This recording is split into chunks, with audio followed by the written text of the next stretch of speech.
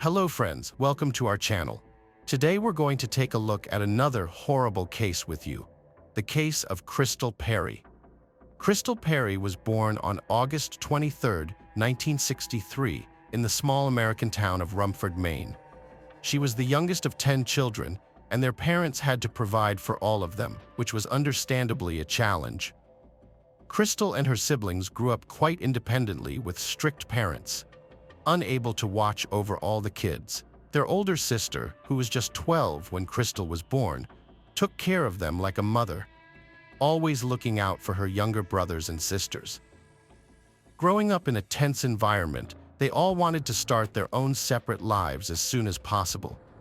Eventually, they scattered to different cities and states. Crystal was no exception. She wanted to start a family of her own and met a guy named Tom in high school. They soon got married and moved to California, but eventually, Crystal realized that big city life just wasn't for her. After a year and a half, they decided to return to Maine, settling in a small town called Bridgeton, about an hour away from her hometown. Crystal got a job at a local shoe shop, while Tom took on various odd jobs. Soon, Crystal discovered she was pregnant, and they welcomed their daughter, Sarah. Despite the fact that Tom had initially wanted to be a father, their relationship with Crystal became complicated after their daughter's birth. He spent more and more time at a local bar, squandering almost all their money on alcohol. Once, he even took the money Crystal had set aside for groceries, as they didn't earn much. Tom's drinking habit sometimes left them with no money even for food. At some point, Crystal decided to file for divorce. Tom continued to see his daughter from time to time, but wasn't actively involved in her life. The situation escalated when Tom got a new girlfriend who started to harass Crystal. She called and threatened Crystal, show up at her place, and cause scenes, all because she simply didn't like that Crystal and Tom had once been married. Afraid to let Sarah visit her father, Crystal moved in with her mother. Over the years, she worked hard to save enough money to buy a house of her own. A few years later, she finally had the opportunity and purchased a small house on the outskirts of Bridgeton. The house was located just a few dozen yards from a picturesque lake surrounded by a forest. Crystal and Sarah were thrilled to have their own home just for the two of them. On May 10, 1994, when Crystal was 30 and Sarah was 12, they watched a solar eclipse together. The next day, as usual, Crystal went to work and Sarah to school. In the evening, they had dinner together, and Crystal tucked her daughter into bed. A few hours later, Sarah suddenly woke up to a loud scream. At first, she thought her mom was arguing with someone on the phone, but she quickly realized it was much more serious. Crystal was screaming at the top of her lungs, and Sarah immediately thought someone was attacking her mom. The door to her bedroom was slightly ajar, and through her fear, she came closer to it. Sarah realized that the screams were coming from the kitchen, but she couldn't see what was happening from where she stood. Sarah was gripped by fear and afraid to move or make any sound. After a few seconds, she heard footsteps and thought that whoever had attacked her mom was coming for her. She hid behind the bed, waiting for her door to swing open at any moment. Instead, she heard the kitchen drawer open, followed by a sound like someone was rummaging through the silverware. Crystal continued to scream and beg for mercy, and in the next few seconds, Sarah heard sounds as if someone had started stabbing her mom with a knife. With each new stab wound, her cries became increasingly muffled until they stopped completely. Despite being only 12, Sarah understood clearly that some unknown criminal was killing her mom. She wanted to rush to her mother's aid, but was paralyzed with fear. Sarah also realized that she had no chance against the knife-wielding person, and they would likely just kill her too. After her mother's screams stopped, Sarah couldn't move for several minutes. She waited for the criminal to come to her room, but the house was eerily silent. She finally left her room and went to the kitchen, where she encountered a disturbing scene. The lights were off, and the room was only illuminated by the moonlight through the window. As Sarah approached the kitchen, she glanced at the wall clock and saw that it was exactly 1 a.m. On the kitchen floor, she found her mother lying in a pool of blood, that covered the entire floor. Despite being in a state of shock, Sarah recognized the urgency of getting help as soon as possible. Next to her mother's hand, she saw the telephone receiver. She picked it up and dialed 911, but there was complete silence on the line. Sarah then rushed to Crystal's room, where the second phone was, and tried to call the police again, but this number also did not work. She dialed the numbers several times, then realized she had only one option left: seeking assistance from the neighbors. Sarah rushed out into the street in just her pajamas, barefoot. It was May, and the temperature was quite low. It had also been raining that night. But she didn't think about anything except helping her mother. The closest house was around half a mile down the road towards the city center. She reached it and began knocking on the door, but no one answered. Sarah then ran to other houses, but again, no one opened the door. She kept running towards the city center, knocking on several more doors, but still no one responded. Eventually, she reached an Italian restaurant where the owners lived in the attached building. This time, they finally opened the door. Sarah told them that someone had attacked her mother, and the shocked residents led her inside. Sarah called 911 herself and reported what had happened. The officers immediately headed to their house. The first thing they noticed was the amount of blood. It was literally everywhere, on the floor, walls, and practically on every kitchen item. Crystal was dead, and the medical experts could tell at a glance that she had almost no chance of survival, even if she had received help immediately after the attack. Given the severe blood loss, it would have been impossible to save her. On the front door glass, the police found a palm print, but quickly realized it likely belonged to Sarah. No other fingerprints were found at the crime scene, but there were numerous shoe prints on the kitchen floor, stained with blood. Investigators took photos to try to determine the size and model of the shoes, thinking they had most likely belonged to the killer. The prints also led toward Sarah's bedroom, but for some reason, the perpetrator turned back and didn't enter the room. Detectives also noticed a strange detail. Apparently, the killer tried to wipe away some of the blood from the floor. Considering that almost the entire kitchen was covered in it, along with Crystal herself, this seemed odd. It was obvious he couldn't have wiped away all the blood. Then detectives noticed that some blood drops on the floor were in different shapes. Most of them looked as if they had landed at an angle. According to investigators, they had likely flown off the knife the perpetrator used to attack the victim, but there were also other drops that had fallen on the floor at a right angle and, judging by the splatters, from a greater height. Detectives speculated that apparently the perpetrator had injured themselves during the murder, and this blood belonged to them. Another confirmation of this theory was the fact that these drops led to a roll of paper towels, and there were none left on the way out of the house. Most likely, the killer used these towels to stop the bleeding and immediately left the crime scene. Medical experts found over 50 stab wounds on Crystal's body. The murder weapon was not found in the house, leading detectives to believe that the perpetrator took it with them. Experts only confirmed that it must have been a kitchen knife. The killer struck with such force that a piece broke off and lodged into the victim's body. Crystal had also been sexually assaulted, and experts were able to extract a sample of the perpetrator's semen along with the blood drops. It was sent to the lab. However, there was a problem. Due to funding shortages, the local laboratory was quite overloaded, so results would take at least 6 months. As a result, detectives had to begin the investigation without any evidence. First, they ruled out robbery, since nothing was missing from the house. There were no signs of forced entry either, leading police to speculate that the victim had opened the door to the perpetrator herself. She was in her pajamas, suggesting she was unlikely expecting guests. Investigators theorized that she either knew the killer or someone unfamiliar knocked on the door and convinced her to let them in under some pretext. The detective decided to start with the only witness, Sarah. They went to the hospital where she was being held for health checks and began questioning her. The police asked why she ran to the neighbors instead of calling 911 from home. Sarah replied that both their phones weren't working. But this answer seemed strange to the investigators when they arrived at the crime scene and were able to make calls without any problems.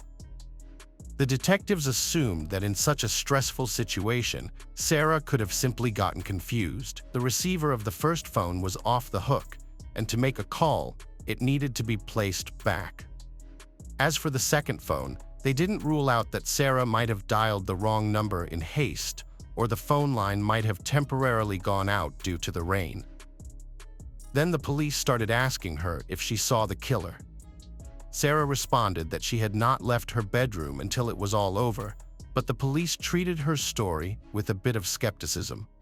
They asked how she could know that her mother was attacked with a knife. Sarah replied that it was obvious, but the detectives continued to press her.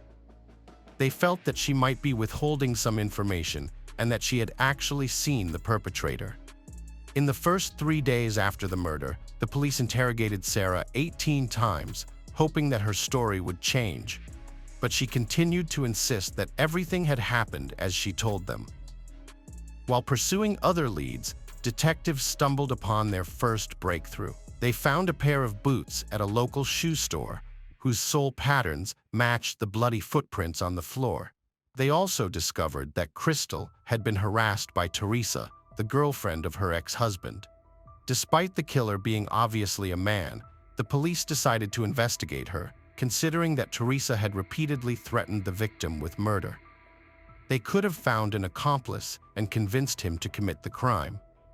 However, detectives found no evidence to support this theory. Investigators then learned that at the time of her death, Crystal was seeing a man named Dennis.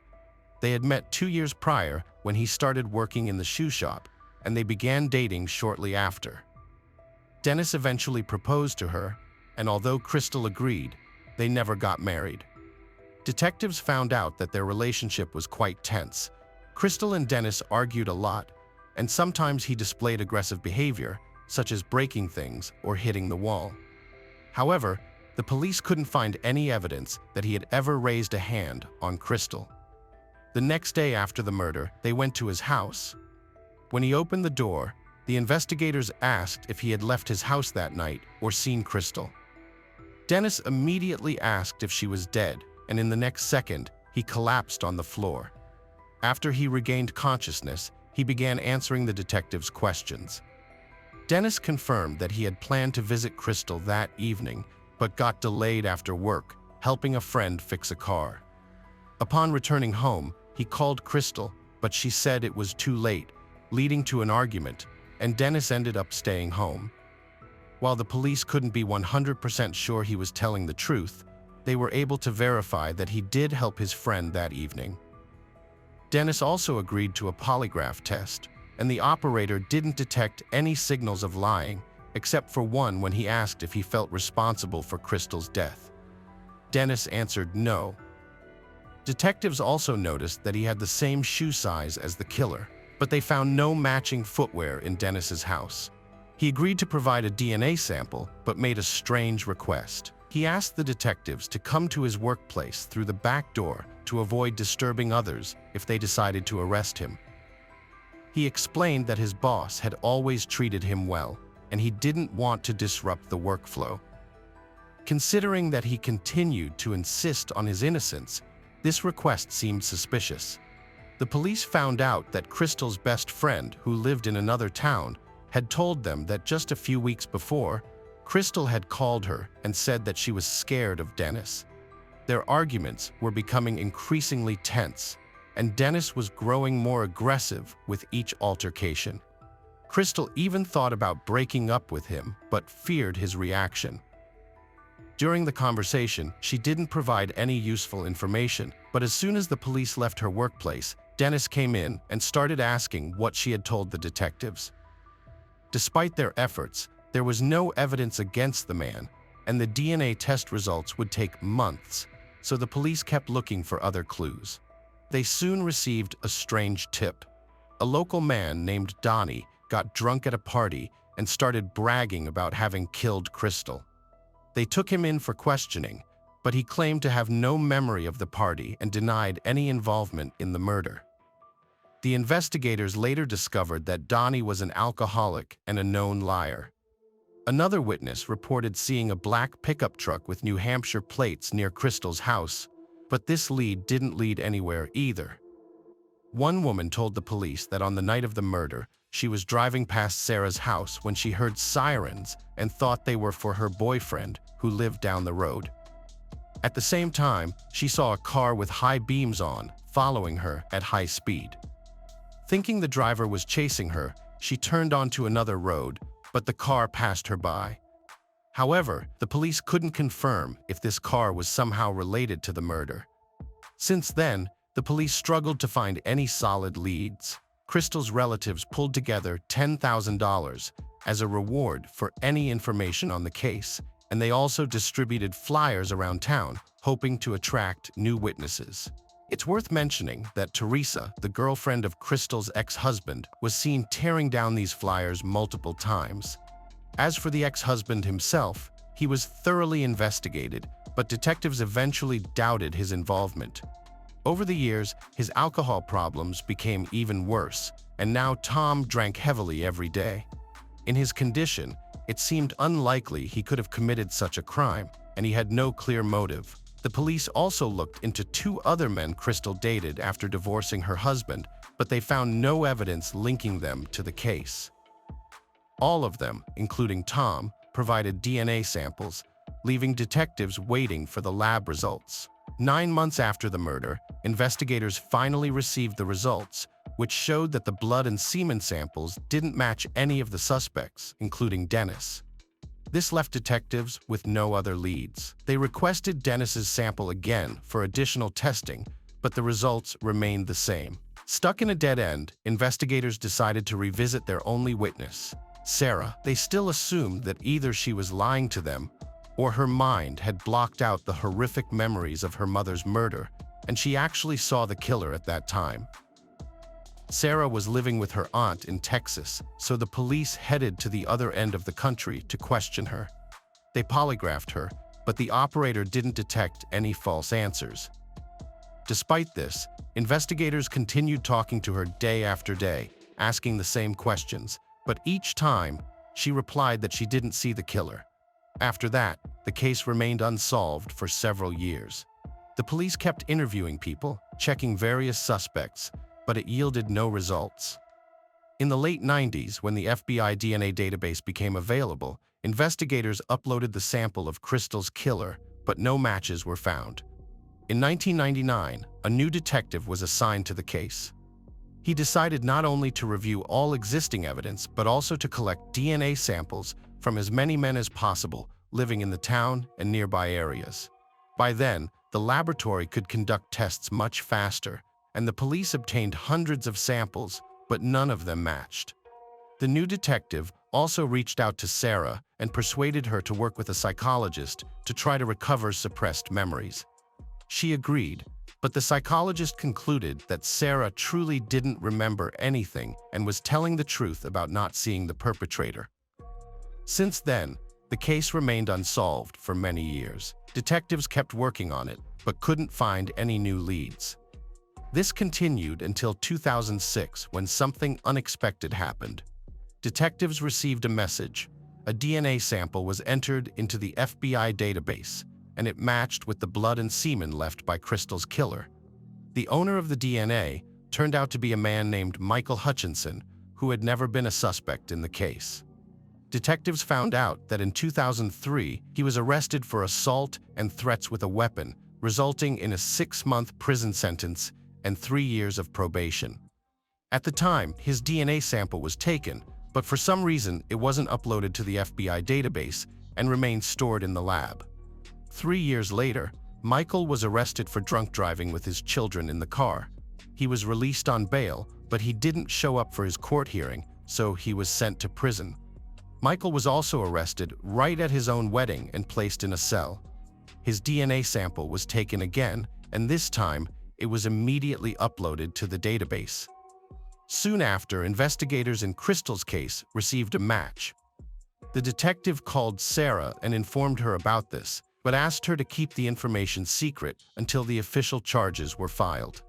He also asked if she knew this person, and Sarah said no. Considering that Michael was already behind bars, the detective began slowly building the case to ensure that the suspect had no chance of escaping punishment. He found out that at the time of the murder, Michael lived in Bridgeton, just 2 miles from Crystal's house.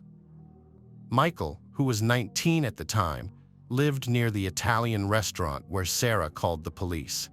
He drove to his mother's house almost every day, which was just a little further away than Crystal's house, so Michael regularly passed by it. For the detective, it meant that he could have seen Crystal multiple times. Eventually, he went to see Michael in prison, but the man claimed to have no connection to the murder and said he never knew the victim. Considering that his DNA was found on her body and his blood was found at the crime scene, the detective didn't rush to believe him. While in prison, the detective noticed something interesting. Michael had a large scar on his palm, and as we recall, Crystal's killer likely cut his hand during the murder. Although in court this could not be considered strong evidence, the presence of DNA was more than sufficient, so Michael was finally charged with murder.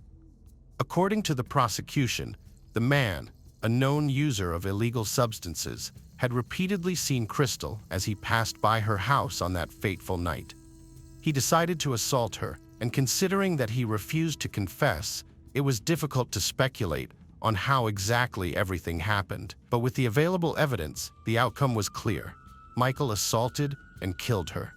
During the trial, an explanation was also found for the fact that the killer managed to not leave a single fingerprint at the crime scene. The answer was quite unexpected. Michael worked as a bricklayer, and over time, people who have been engaged in this job begin to wear away the patterns on their palms, making it physically impossible for them to leave fingerprints on various surfaces. In his defense, Michael told his version of events. He said he met Crystal at a bar and they went back to her place, where they had consensual intercourse. At some point, an unknown man in a black motorcycle jacket burst into the house, knocked Michael out, and killed Crystal. When he regained consciousness, Michael tried to fight off the attacker, but the assailant injured him in the hand and fled.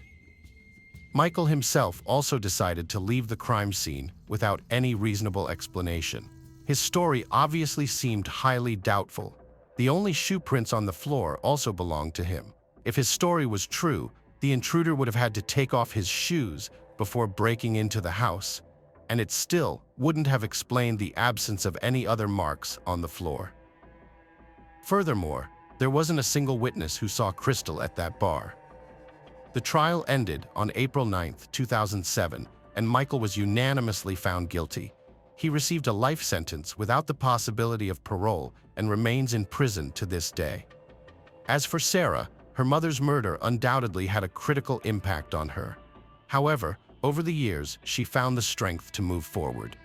She attended college, became a writer, and published a book about her mother's murder, compiling all the available information. Moreover, when she was working on the book, Sarah managed to uncover new facts overlooked by the police.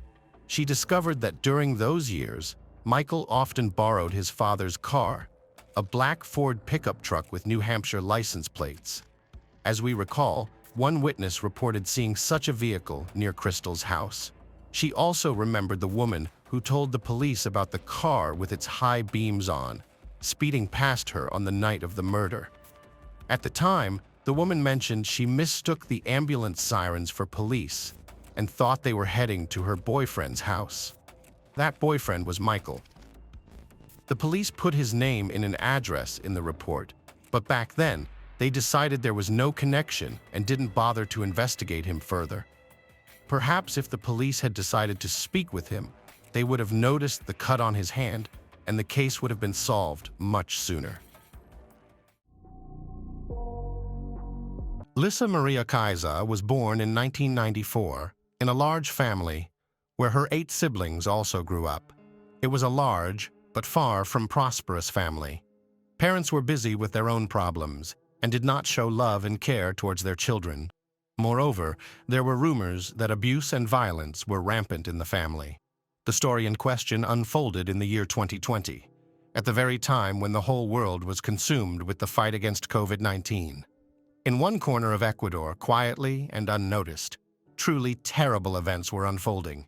Here, in the small parish of Pifo, on the northeastern outskirts of Quito, the protagonist of this tragic story was born and raised. Lisa Maria Caiza, a woman with an enigmatic gaze, whose life story became a true Ecuadorian nightmare. On that unfortunate Tuesday, October 27, 2020, Lisa sent several messages to the father of her children, David. They were words full of despair, because their paths with David at that time had already almost parted. In these lines, she confessed her love for him and her unexpected new pregnancy. However, in subsequent messages, Lisa wrote that life was losing its meaning for her, and the decision to terminate the pregnancy was inevitable. Throughout the night, Lisa pleaded with David to come to her, but his refusal was resolute. His parents also urged him to stay home, and David took their advice. In the early morning hours of October 28th, neighbors in Lisa's home heard a faint cry for help. Looking out the window, they found a woman lying on the floor with signs of vomiting. The neighbors rushed to help her, immediately calling emergency services. The doctors and police arrived and found Lisa in a critical condition, but still alive. After administering first aid, she was immediately hospitalized. However, in the house, her children, a girl of 5 and a boy of 9, were found unconscious. The doctors were unable to help them. Their little hearts had stopped beating at that point. Authorities learned the identity of the children's father and contacted David Acosta, who, upon learning of the tragedy, immediately arrived on the scene accompanied by his father. He was informed that Lisa was in the hospital and his children were found without signs of life. After several days of fighting for life in the hospital, Lisa finally regained consciousness.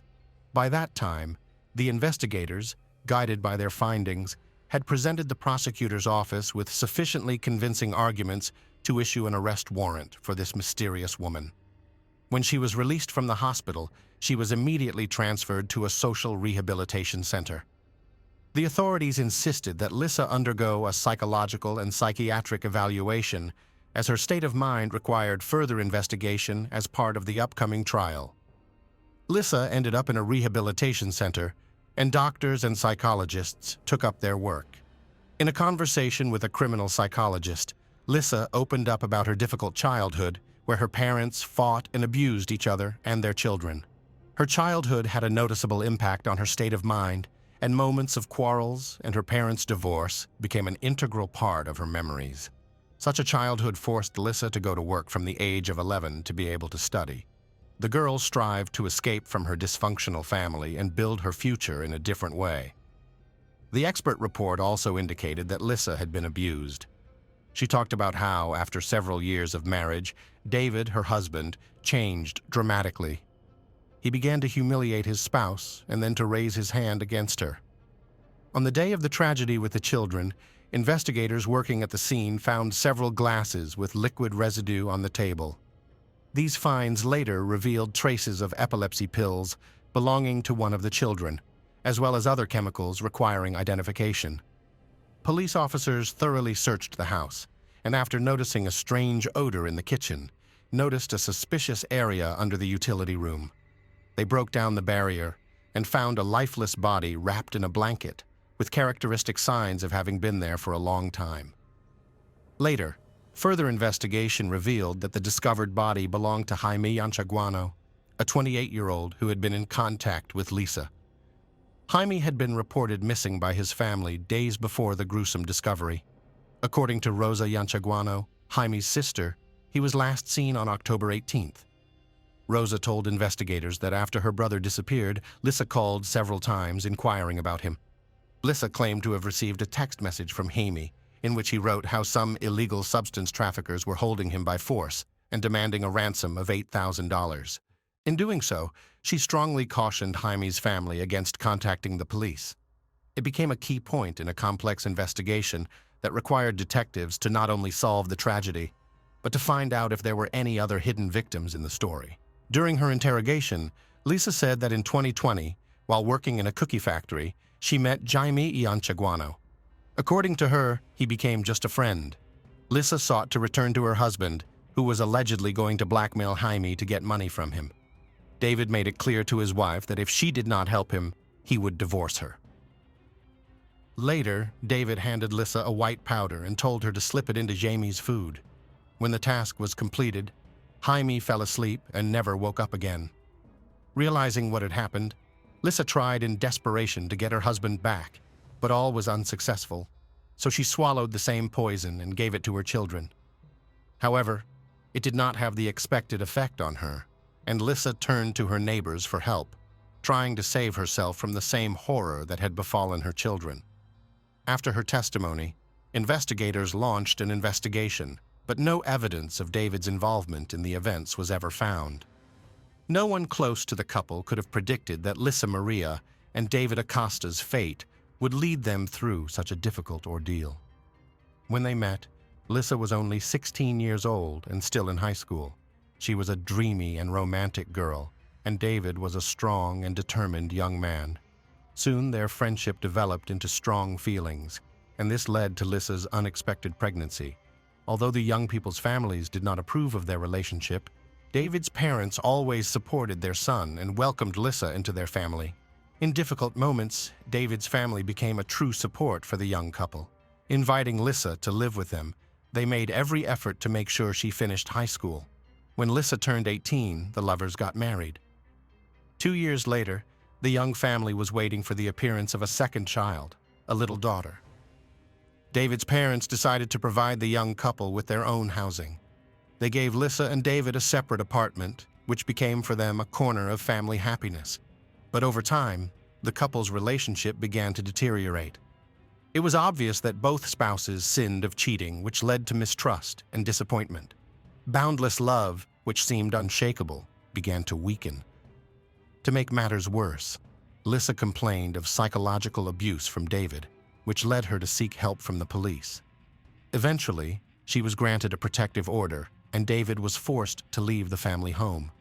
It was at this point that Lisa began to use her position and blackmail David, demanding money for the opportunity to see their joint children. The beginning of September 2020 brought an unexpected challenge into Lisa's life that drastically changed her daily routine. The young mother discovered that her oldest son was suffering from seizures, and in desperation, she went to the emergency room at Baca Ortiz Hospital.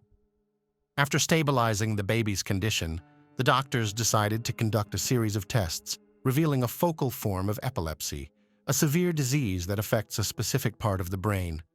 The doctors urged Lisa to undergo additional tests, including MRI scans, and to consult with specialists as soon as possible. However, the mother, as if ignoring the seriousness of the situation, decided not to follow these recommendations. A month later, the situation was repeated. Lisa was back in the emergency room with her son suffering from the same symptoms. After reviewing the boy's medical history, the doctors discovered that the mother had somehow failed to fulfill the prescriptions given to her earlier. No tests had been taken, consultations with specialists had not taken place, and it seems that the son had not received the necessary treatment. The doctors, concerned for the child's welfare, once again reminded Lisa of the importance of following medical advice. They warned her that ignoring the doctor's advice could lead to legal consequences, as she could be putting her son's health and well-being at risk. However, this time too, Lisa disregarded the doctor's warning. A couple weeks after discovering her son's illness, she decided to call David. The serious tone in her voice worried David. She informed him that a social worker would be coming to see her shortly to discuss their son's diagnosis and retirement. On the day of the appointment, David showed up, but the social worker was long gone. To brighten the waiting time, Lisa offered him a drink.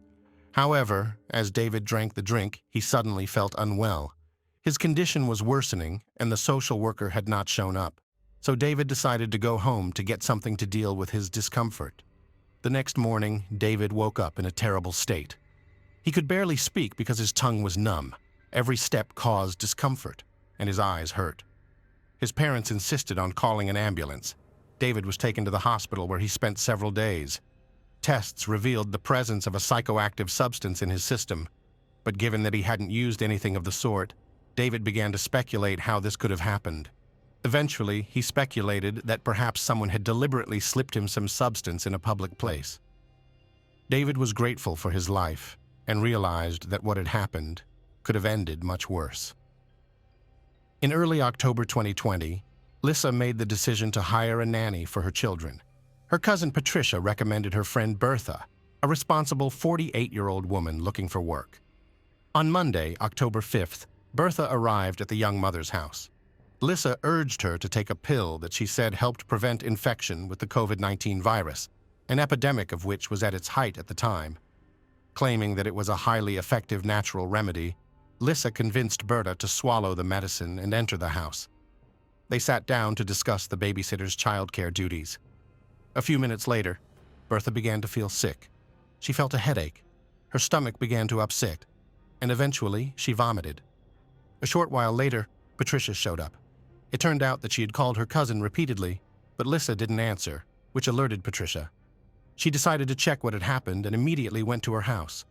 Upon entering, she found Bertha lying on the couch, who was practically fainting already. Lisa shared with her cousin what had happened and expressed concern. Learning that Lisa still had not called an ambulance, Patricia immediately did so herself. After a while, doctors arrived and sent Bertha to the hospital. The condition of the victim managed to stabilize. Doctors diagnosed poisoning with a toxic substance, which often happens when using various medications.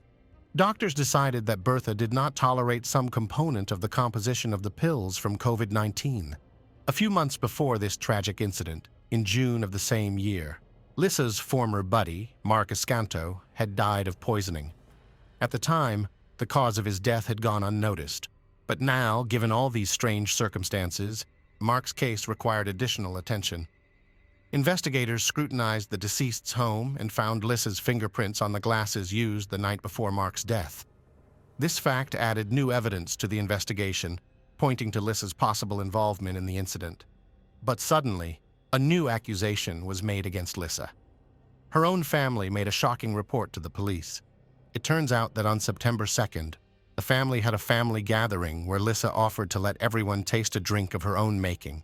7 brothers and sisters of the young woman, as well as their parents, drank the unknown drink and immediately felt sick. Fortunately, no one died, but the 56-year-old mother suffered a stroke. Lisa's father claimed that while the relatives were seeking medical attention, his daughter stole $1,300 from the house. Now the investigation included not only crimes against the children and a former boyfriend, but also an incident that jeopardized the lives and health of her own family members. As it turned out, that wasn't all. Investigators encountered another strange event. In May of that year, Jose Luis Erazo, a friend of Lisa's, was found dead in his home. A few days before, Jose had suddenly disappeared, and neighbors soon smelled a rotting odor, prompting them to contact the authorities. An examination of the body initially revealed nothing suspicious, and was ruled a heart attack. But one of Jose's sisters suspected something strange and hid a bottle of alcohol found in the refrigerator. In addition, Jose's family noticed that some items were missing from the house. It turned out that Lisa and Jose were friends, and when the guy died, the alleged killer contacted his relatives by phone. With a distraught voice, she stated that Jose owed her a large sum of money, and she had to contact the family to repay the debt. This cunning plan did not work, and a little later Lisa called Jose's family again, changing her voice to conceal her identity. Identifying herself as Jose's friend, she claimed that she was pregnant by him and now had to apply for child support. Although Jose's family did not believe these stories, Lisa was not about to give up and made a third attempt to deceive them. She said she knew who was responsible for Jose's death and offered to meet to uncover the details. Had she not been arrested on charges of killing her own children in Jaime, the list of victims might have gotten longer. When the media reported the arrest of Lisa, who had poisoned 3 people, Jose's relatives understood. They immediately reported their suspicions to the authorities, and Jose's body was exhumed for forensic examination to determine the true cause of death. The relatives were not mistaken. Traces of poison were found in the remains of the deceased.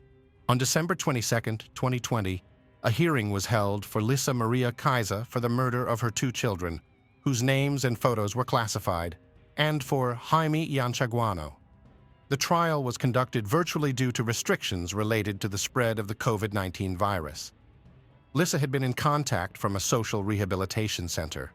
The prosecutor's statement said that Lisa gave her children a toxic mixture of insecticides and anti-epileptic drugs. In interrogations, she claimed that she had grown desperate and could not leave her children with her husband David, who did not care for the children. In fact, she admitted that she wished them dead. At the end of the hearing, the judge issued the defendant a court pass and ordered her remanded into custody pending trial. The children's trial next took place in 2021 at the Pichincha Provincial Court. The prosecutor presented a set of evidence to prove Lisa's guilt. Among them were statements by David, who revealed the content of messages the wife had received on the eve of the tragedy. In one of the messages, she claimed that she would take with her what belonged to her, referring to the children.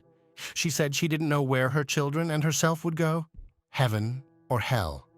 But now she felt as if she was in hell. Lisa added that she doesn't expect her husband to forgive her, because she knows he hated her, and now he will hate her even more. David also spoke about his unstable relationship with his wife. At the hearing, the defendant's reconstructed testimony was presented, stating that she took 2 pills that day, called for help, and then passed out. According to the reconstruction conducted by the prosecutor's office, the daughter died while still in bed, and her older brother tried to take a few steps to call for help, but fell and died. The conclusion of the forensic medical examination was extremely clear. The children died as a result of a premeditated crime. The deaths were the result of suffocation caused by pulmonary edema and intoxication caused by a mixture of epilepsy medication and other unspecified substances, presumably insecticides and disinfectant. The prosecution also charged Lisa with the death of Jaime Ianchaguano, whose body was found bricked up in the kitchen. The perpetrator was also suspected of attempting to kill David and members of her own family.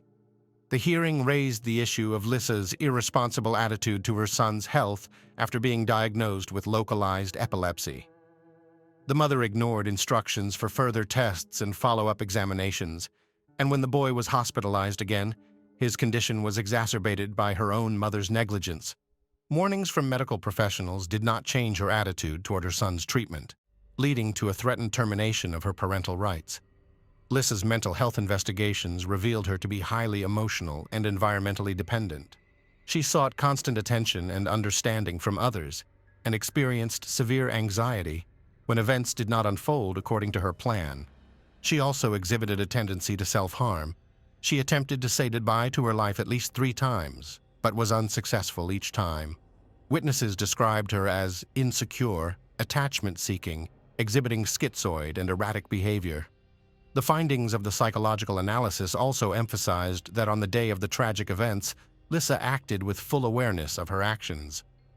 After a long trial that lasted 10 months, Lisa Maria Kaiser was found guilty of the crime against her children. The Pichincha Provincial Court sentenced her to 34 years and 8 months imprisonment. In addition to this, she was ordered to pay David a compensation of more than $20,000. It was noted in the press that Lisa remained calm throughout the proceedings and only showed emotion when her children were mentioned. The Jaime Ianchaguano murder case, which began in August 2021, appeared to be unfinished. New details were revealed during the court hearings. Lisa admitted giving her friend a white substance mixed with alcohol, but claimed she got it from David. However, the investigation proved otherwise. According to a psychiatrist who interviewed Lisa, she did not want to take Jaime's life. She wanted to intimidate his family so she could then extort money. She did demand $8,000 as ransom. Experts called the plan disorganized, which ultimately led to the crime. In addition, forensic tests revealed that it wasn't that simple.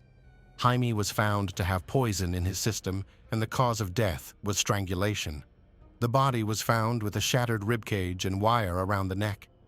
Lisa claimed that after her friend died, she decided to bury him under a back room and cement him in.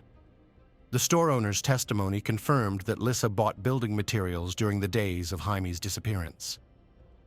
After the parties' arguments, the prosecutor's office requested a new trial in April 2022. At that trial, an additional charge of extortion was filed. Lissa called Jaime's relatives, claiming he was being held by a group of gangsters, and demanded $8,000 for his release. The defense relied on the lack of conclusive evidence that Lissa was involved in Jaime's murder. Nevertheless, she was found guilty and received a 22-year prison sentence, as well as a sentence to pay $5,000 to the victim's mother.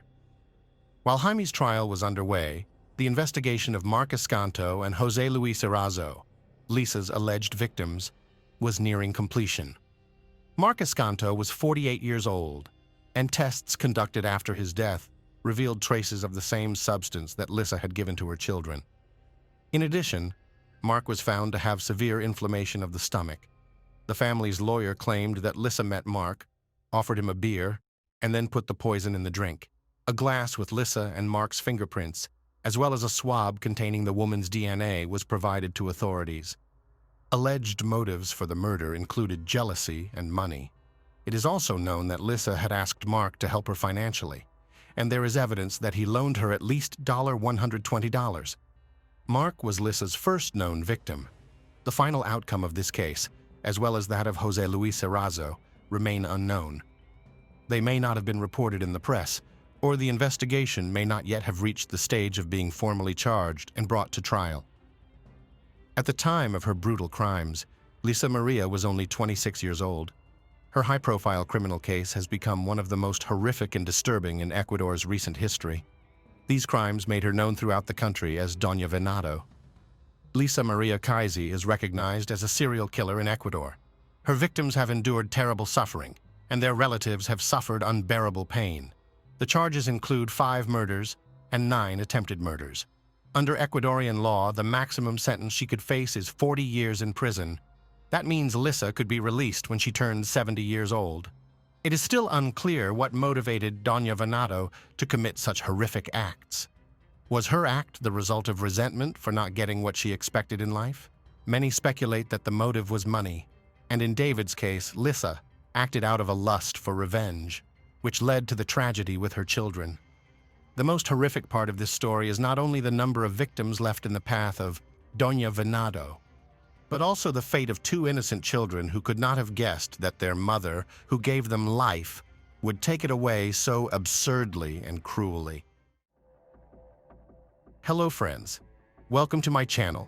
Today we're going to take a look at another horrible case with you. The case of Tristan Borlase. On April 10, 2019, a significant tragedy occurred involving 17-year-old Tristan Borlase. This teenager, from a devout family, violently attacked and killed his relatives at their home in Deep Gap, North Carolina. On that Wednesday evening, emergency services received a call from a young woman. She reported a large amount of blood in her home and mentioned that her parents and younger brother were missing. Attempts to reach them had been unsuccessful. Police officers immediately responded to the situation, driving to the family home in Deep Gap, located near the Watauga and Wilkes County border.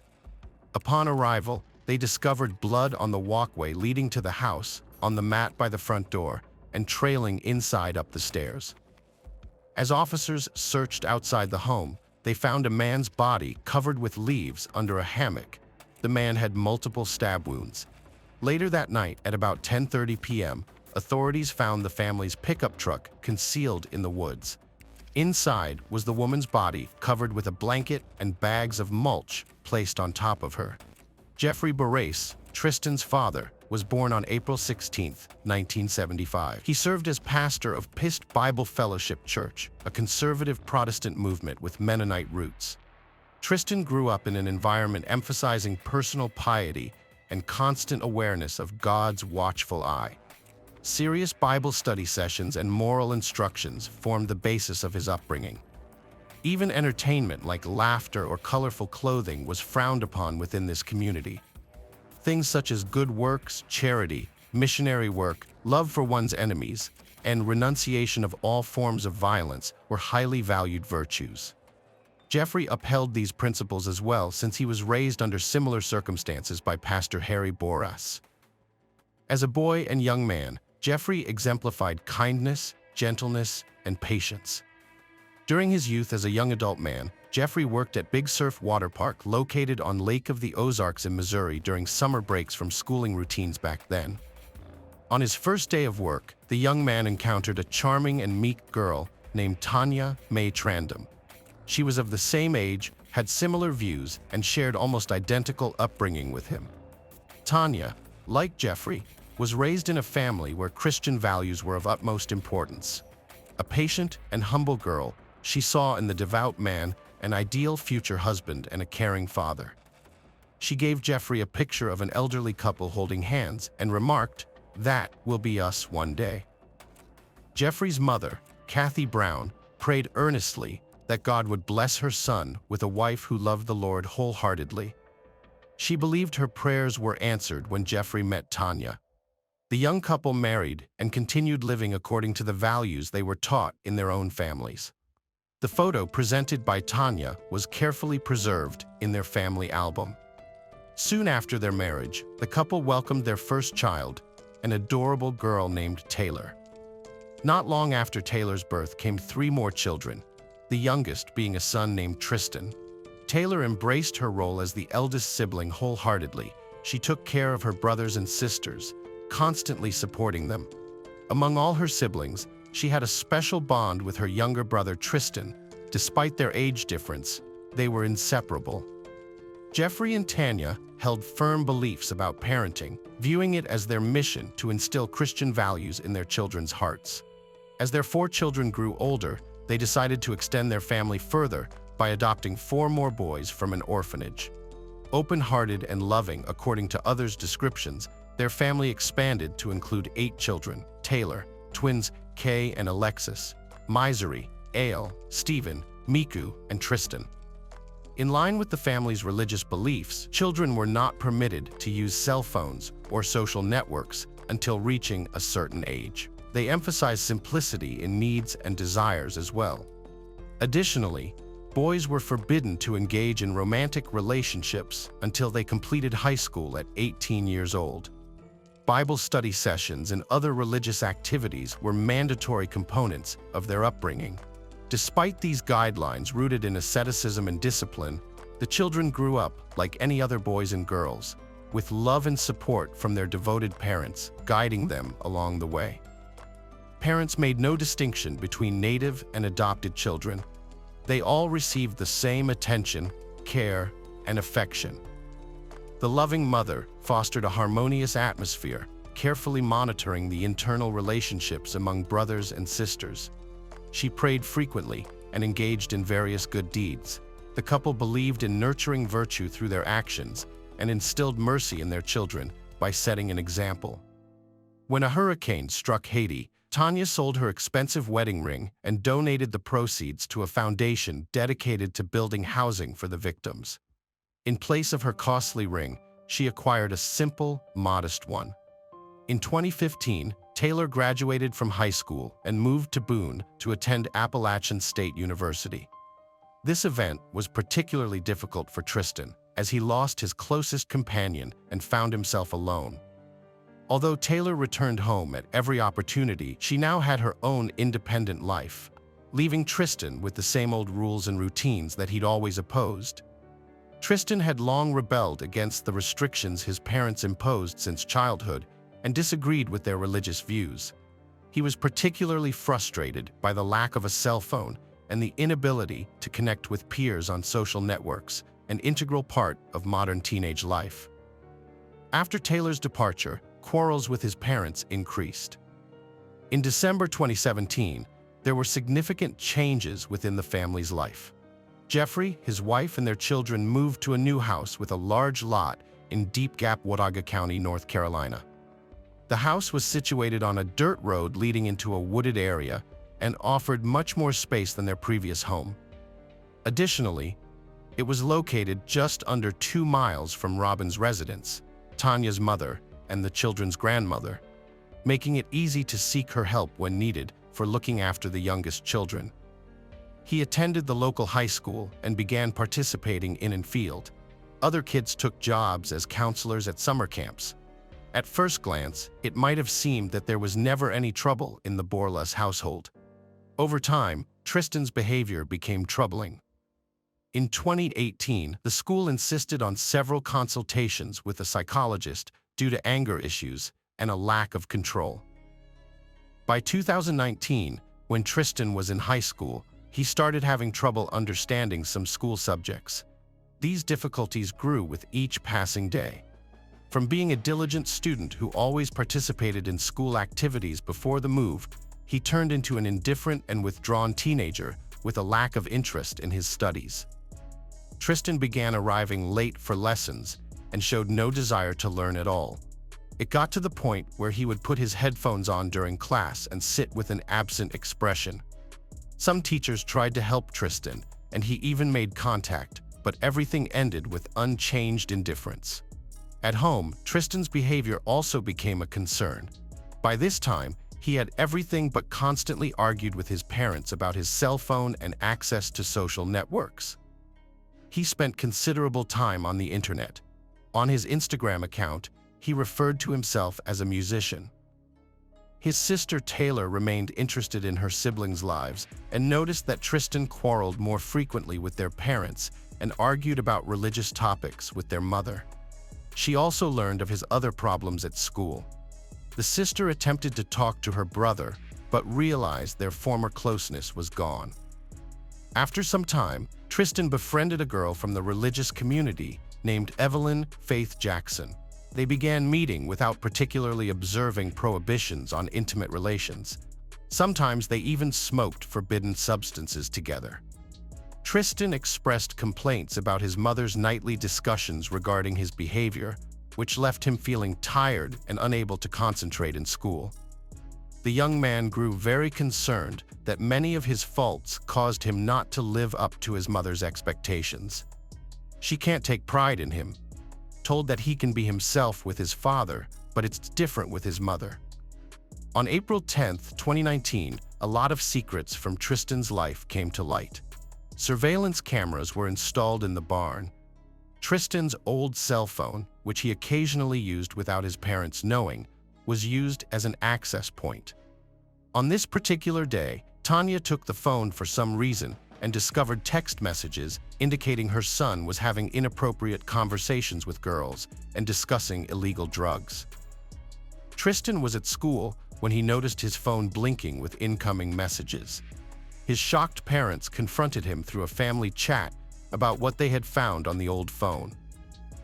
That same day, Sher King, an English teacher in Tristan's class, called his mother to complain about his grades and behavior. During the trial, it was revealed that Tanya Borlas had called Miss King back, informing her that she and her husband would soon come to the school to pick Tristan up to discuss his academic performance. Miss King conveyed this message to Tristan, who was quite surprised by the news. The couple left their youngest child with his grandmother and headed to the middle school to address these issues. The ride home was silent. At trial, Tristan testified that his mother appeared tense and frowned frequently while going through his phone. A conversation ensued at home for about an hour and a half. Afterward, Tanya texted her mother stating that although they had taken away Tristan's phone and car keys until his grades and behavior improved, he did not seem upset by this. She informed her mother that she would be coming soon to pick up the younger child. This message was sent at 4 p.m., after which it seems the discussion continued. From Tristan's account, he and his mother talked about the importance of doing well in school and maintaining cleanliness at home. He was forced to listen and realized there was a lot in him needing correction. They even made a list of qualities should develop to become a better person: compassion, honesty. This list would later be found by the police. At one point, Tristan said his mother approached him from behind, put her arm around his neck, and applied pressure. He instinctively jumped up, turned around, and accidentally hit her. According to him, his mother had never done anything like that before, so he reacted that way. His mother was startled by the blow, grabbed what he thought were scissors from a shelf, and moved toward her son. In shock at what was happening, he stabbed her thinking he was defending himself and ran to his father for help. Later forensic examination found no evidence on Tristan's neck, indicating his mother strangled him. During the trial, the prosecution showed photos of Tristan Boris's neck taken by the medical examiner that displayed a broken neck bone. On the other hand, the psychologist would explain during the trial that in his opinion Tristan Boris was mentally sane at the time of the crime, but suffered from a severely impaired cognitive state. He was experiencing depersonalization, derealization, and felt events were unreal. However, the court and jury, they would disregard the psychologist's opinion, finding Tristan to be a skillful manipulator and socially dangerous individual. According to Tristan, he did not understand what was happening, or why his father was running away from him, or why he stabbed him when he caught up even though he begged for help. He remembered his father picking up a rock saying, "Tristan, don't," but thought his father would rather let him be killed than try to harm him. Neighbors later reported hearing loud screams on the Boris property at about 5:30 p.m. that Wednesday. After it was over, Tristan returned to the house where he vomited, indicating severe stress, not cold-blooded, calculated murder in the psychologist's opinion. The jury disagreed with the psychologist's opinion because they had seen the forensic medical examiner's reports during the trial. Jeffrey B.'s autopsy report detailed multiple stab wounds to his left chest back, slash wounds his arms and hands, and abrasions his skull and forehead. Tanya Borla's autopsy report showed that she had multiple wounds in her left chest and arm, while as injuries likely sustained from neck compression. These findings suggested that the parents were defending themselves rather than attacking. Tristan had an opportunity to escape from his mother if he felt threatened. Even if the mother experienced a sudden lapse of judgment or misperceived self-defense, the father's murder and subsequent actions appeared different. Tristan returned home, removed his mother's body, placed it in a truck under a tarp, cleaned the crime scene for about an hour, and even used a hose to wash down the porch. Around 8:30 p.m., Tristan went to his grandmother's house to pick up his younger brother. His brother Robin thought this was very strange. Tristan explained that his parents urgently needed to go to the store and apologized for not having time to stop by to pick up his brother. About 20 minutes later, Robin received a call from another grandson who complained that their parents were not answering the phone and hadn't come to pick him up from work as usual. Grandma called Alexis and asked her to retrieve her brother. They agreed to meet at Jeffrey and Tanya's house to figure out what had happened. When they arrived at the house, Robin noticed blood on the porch, but wasn't overly concerned since the couple raised animals there. She went inside to get a flashlight to check on them and discovered blood everywhere. At this point, Alexis ran into the house reporting she found some kind of body under a hammock near the animal barn and thought she saw Tristan with blood on his face in a getaway car. Alexis called emergency services. The operator instructed her and all family members to lock themselves in the car and wait for the police. The police arrived 10 minutes later. After several hours of waiting outside and talking to officers, they were taken to the station where they were informed that Jeffrey and Tanya Barassi had been found dead. While examining the crime scene, detectives found a computer interface in the home. It connected the video surveillance system inside the house to the monitors. Detectives saw a screen with a grid of various cameras broadcasting live video feeds. They immediately requested a warrant to obtain credentials from the servicing company. Meanwhile, Tristan contacted his girlfriend Evelyn and went over to her home. She noticed he seemed worried and had a few scratches on his forehead and arms. Tristan assured her that he had only argued with his parents and got the scratches while playing with his dog. Evelyn described Tristan's injuries: 3 scratches on his forehead, a wound on his hand, a cut on his finger, and a bruised fingernail. Right after the crime, Tristan posted a photo of his injuries on Snapchat, saying he was hurt by his father's dog. According to Evelyn, this photo matched what she saw that evening. Tristan stayed over that night. The next morning, they went to Walmart and McDonald's, but decided against going to school. Evelyn thought Tristan just wanted some time away from his parents, so she suggested staying with one of her relatives for a while. He agreed, and they traveled to another state. On April 11th, Sheriff's Office personnel obtained the username and password to the Barassi home's video surveillance system. After reviewing the camera footage, they learned about the circumstances of the crime. Police obtained a warrant for Tristan's arrest and turned over details about their vehicle. He allegedly drove away to the National Crime Information Center. A search of the car began, and soon after, a chase ensued. Investigator Matthew received intel that Tristan had been spotted in Tennessee and quickly began the paperwork necessary to catch the alleged perpetrator. He requested Robin, Tristan's grandmother, to accompany him during the apprehension so he could speak to Tristan in her presence due to his young age. As they were driving with Evelyn, Tristan noticed blue lights trailing them. He accelerated and told his friend that his parents must have registered the car as stolen to locate him. Speeding down the highway, he tried to evade capture, but eventually pulled over when he couldn't escape his pursuers any longer. The Ford was quickly surrounded by police cars. Evelyn was utterly confused upon witnessing her boyfriend being handcuffed and taken away in a squad car. The officers observed that Tristan did not appear particularly upset or agitated. On April 11, 2019, investigator Matthew conducted an interview with Tristan. It was both videotaped and audio recorded. The young man answered all questions, confessed to the crime, and detailed his actions in full, occasionally breaking into tears. Tristan Boras, who was just a month shy of his 18th birthday, was taken into custody without bail. Shortly thereafter, the sheriff's office secured a warrant to search Tristan's Snapchat account, along with 5 cell phones that could contain pertinent information related to the crime. Another warrant was issued for the Orchard Road home, where detectives discovered another phone in the master bedroom, alongside various items including a keyboard, pen from a safe, paper cups, hammer, straw, knives, red-stained swab eyeglasses, kitchen towel hammock, digital video recorder, rug, and miscellaneous papers, South Dakota cards, boots.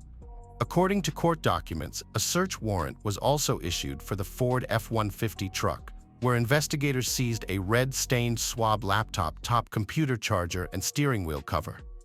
Additionally, authorities obtained a warrant to search the home of Tristan's girlfriend in Boone, since he had spent the night at her house.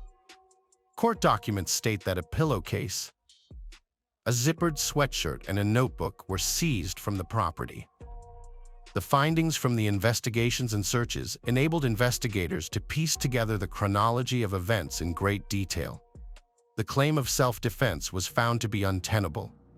Funeral services for the couple took place on April 17, 2019, at Bible Fellowship Church, with pastors William C.R. and Brad Gray officiating the ceremony. The children, grappling with the loss of their parents at such a young age, managed to write an emotive obituary. "Our parents never got the opportunity to live for themselves because they always lived for us. Jeff and Tanya have always brought immense joy and pride to their parents. Our parents made the world a better place, and we aim to continue that legacy by passionately loving people and pursuing faith." After the funeral, Taylor visited her brother in prison for the first time and was taken aback by his demeanor. Tristan showed no remorse and attempted to lay blame on the family for the incident. To his sister, it appeared he believed he would regain his freedom eventually. Disgusted, Taylor left. Her second visit was on May 11th for Tristan's birthday, accompanied by Grandma Robin. However, this meeting fared no better than the last. Her brother boasted about a party thrown for him in prison to celebrate his birthday, a behavior Taylor found unacceptable considering their parents' tragic death. Following this visit, the family decided to sever all contact with Tristan. The trial began on February 16, 2022. During proceedings, Tristan expressed regret for what had transpired and concurred with everything his family had said about him. He supported a permanent ban on contact to ensure his family's sense of safety. On March 3rd, Tristan Bohr was sentenced to life imprisonment without parole for each count of first-degree murder. Judge Horn noted that mental health issues were considered as somewhat mitigating factors during sentencing. According to the psychologist's report, Tristan Borlas continues to suffer from anxiety, depression, and exhibits symptoms consistent with post-traumatic stress disorder. However, Judge Horn noted that the psychologist found no indication of psychotic disorders. Although the anxiety and depression may have been exacerbated by continued drug use, what's particularly unusual in this case is that neither Tristan's family, nor his lawyer, nor he himself provided any statements about his motives behind the crime. Here we have a perplexing situation: a devout family with a socially dangerous individual who abused illegal drugs and couldn't fully grasp or articulate the reasons for his actions. On one hand, there's a young man with low self-esteem who exhibits symptoms of anxiety and hasn't received adequate medical care. During the court session, it was mentioned that his mother helped him cope with panic attacks since she experienced them herself. One foundational principle of certain educational theories posits that children burdened with original sin are inherently immoral from birth. Therefore, education must correct them by imposing strict discipline and suppressing their self-awareness. This so-called strict love is supposedly beneficial for children. Tristan might have had an inherited overreactivity of the nervous system and grew up under stringent limits, constantly feeling inadequate as a devout individual. Some require more love, while others require less. According to recollections shared by his older sister, Tristan was intensely jealous of new siblings who diverted parental attention away from him. Initially rebellious, he then sank into depression and feelings of worthlessness, compounded by illicit drug use and subsequent panic attacks, as well as depersonalization, derealization states. He couldn't embrace his parents' devotion to their faith and couldn't meet his mother's expectations or align with what she envisioned for him, which required correction. Instead of securing a competent therapist's assistance as needed, changes were listed together by him and his mother. This approach may have missed critical opportunities to address underlying issues. Could this senseless and tragic event have been avoided in a truly loving family? That remains uncertain, a question echoic in the aftermath.